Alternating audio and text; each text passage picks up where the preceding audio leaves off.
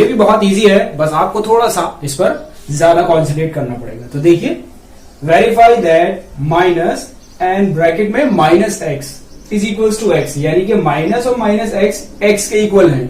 यानी अगर हम कोई भी वैल्यू एक्स की जगह रखें यहां तो वो प्लस एक्स के बराबर हो जाए। फॉर यानी उसने एक्स की दो वैल्यू दिया, पता करना है 11/15 एंड माइनस 13/17 की। तो चलिए स्टार्ट करते हैं। सबसे पहले हम इसका लेंगे फर्स्ट वाला चैप्टर फर्स्ट। अब देखिए इस x की वैल्यू हमें सिर्फ इसमें पुट करनी है। देखिए माइनस माइनस, अब x की वैल्यू यहां क्या है 11/15 और इजिकल्स टू, और ये x और ये x दोनों सेम है तो हम यहाँ 11/15। अब देखिए माइनस माइनस प्लस, तो 11/15 विच इज 11/15, तो इट मीन्स दोनों इक्वल। तो ये तो वेरीफाई हो गया। अब क्या देखते हैं, ये भी बराबर है तो अब इसको यहां रखते हैं। देखिए इसका है सेकंड में सॉल्यूशन, इसका सेकंड। देखिए माइनस माइनस एक्स की वैल्यू यहां क्या है माइनस 13/7, तो हम एक और ब्रैकेट लगाएंगे 13/7 इज इक्वल टू एक्स की वैल्यू क्या है यहां माइनस 17। अब देखिए माइनस माइनस प्लस, तो ये माइनस ऐसे ही रहेगा और ये आएगा 13/17 माइनस 13/17। अब minus plus minus 13/17 and minus 13/17। It means left hand side and right hand sides are equal.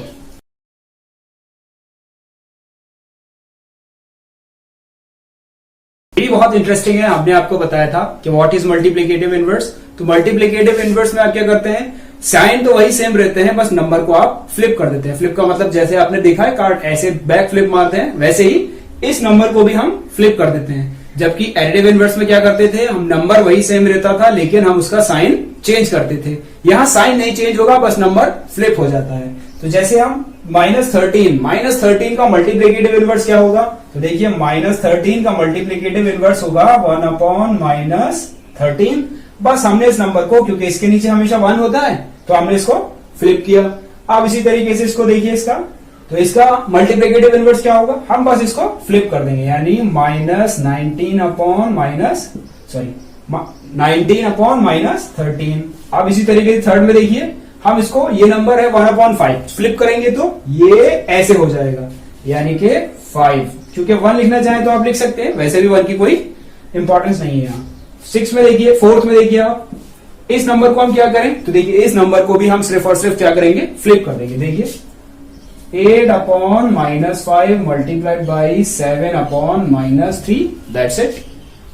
Now 5th में देखिए आप, 5th में देखिए -1 ये सब लिखा हुआ है, आप इसमें भी क्या करेंगे, आप सिर्फ -1 multiplied by 5/-2 and that's it। यहां देखिए -1 लिखा है तो इसको जब करेंगे तो ये -1 का -1 ही रहेगा। स्टार्ट करते हैं क्वेश्चन नंबर 5, और ये भी बहुत इजी है, बस आपको थोड़ा ध्यान देना पड़ेगा। तो देखिए स्टार्ट करते हैं। नेम दी प्रॉपर्टी, यानी हमें सिर्फ प्रॉपर्टी का नाम बताना है under multiplication used in each of the following, यानी हर किसी में सिर्फ मल्टीप्लीकेशन वाली प्रॉपर्टी यूज हुई है और हमें बताना है ये प्रॉपर्टी है कौन सी। तो देखिए फर्स्ट में -4/5 मल्टीप्लाइड बाई 1 मल्टीप्लाइड बाई -4/5। तो देखिए इन दोनों को जब मल्टीप्लाई करेंगे आंसर -4/5 ही तो आएगा। तो इस तरीके की प्रॉपर्टी, इस प्रॉपर्टी को हम क्या कहेंगे, हम लिखेंगे इसको 1 इज द मल्टीप्लिकेटिव आइडेंटिटी। सो 1 क्या है, मल्टीप्लिकेटिव आइडेंटिटी, क्योंकि जब भी हम किसी नंबर में मल्टीप्लाई करते हैं वापस वही आता है, तो उस 1 को, वो होता है 1, और उसी 1 को हम कहते हैं मल्टीप्लिकेटिव आइडेंटिटी। अब इसमें आप देखिए -13/17 एंड -2/7, सेम इधर -2/7 मल्टीप्लाइड बाई -13/17। अब आपको कुछ याद आ रहा हो तो हम आपको फिर दोबारा एक बार रिकॉल करवा देते हैं ताकि वो और पक्का हो जाए। देखिए a multiplied by b and b multiplied by a, ये प्रॉपर्टी क्या है, ये प्रॉपर्टी है कॉम्यूटेटिव प्रॉपर्टी, इसको हम कहते हैं कॉम्यूटेटिव प्रॉपर्टी। तो आप इसके आगे लिखिए आप कॉम्यूटेटिव प्रॉपर्टी,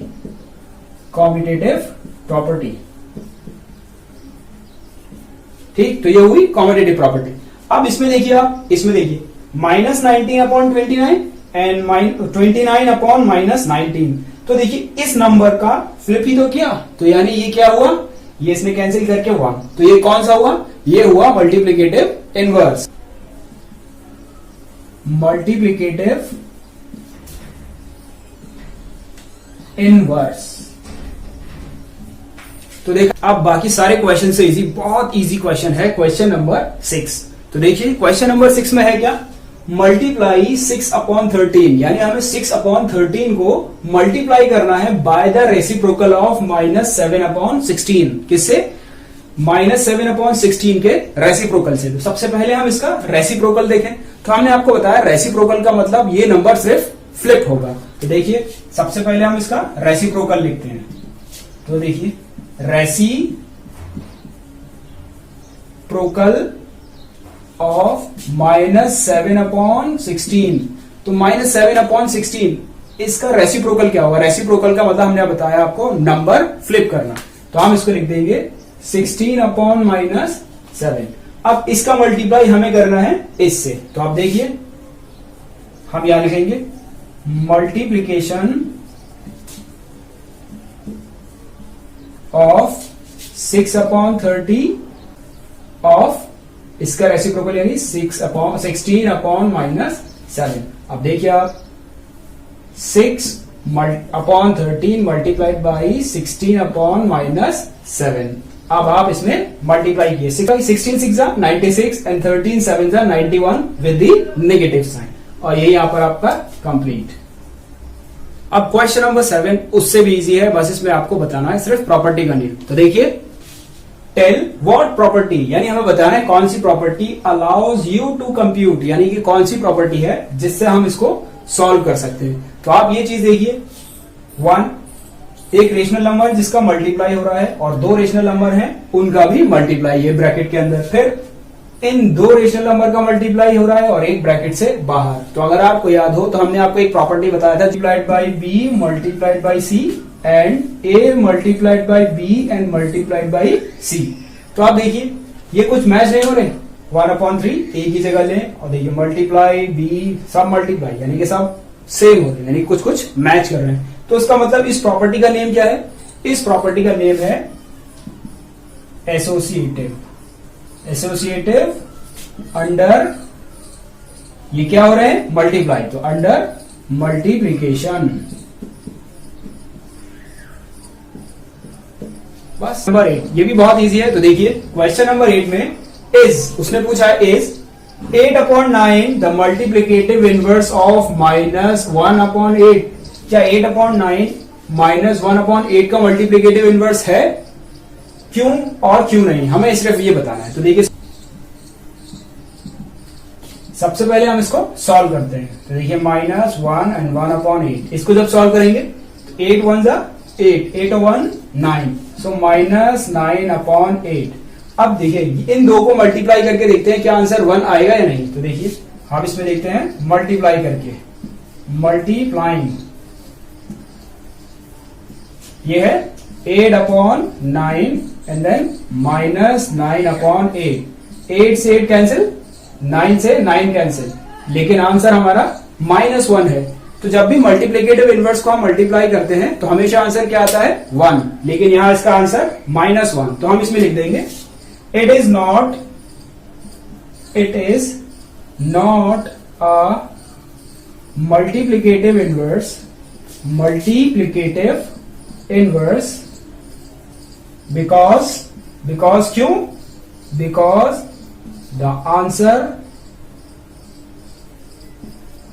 इज नॉट 1, यानी कि जो आंसर है वो पॉजिटिव 1 नहीं है। करते हैं क्वेश्चन नंबर 8 की तरह ये क्वेश्चन नंबर 9। तो देखिए is 0.3 the multiplicative inverse of 3 whole 1/3। क्या ये इसका मल्टीप्लिकेटिव इनवर्स है या नहीं, तो चलिए चेक करते हैं।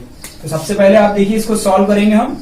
3 होल 1/3, 3 3 9, 9 and 1 10/3।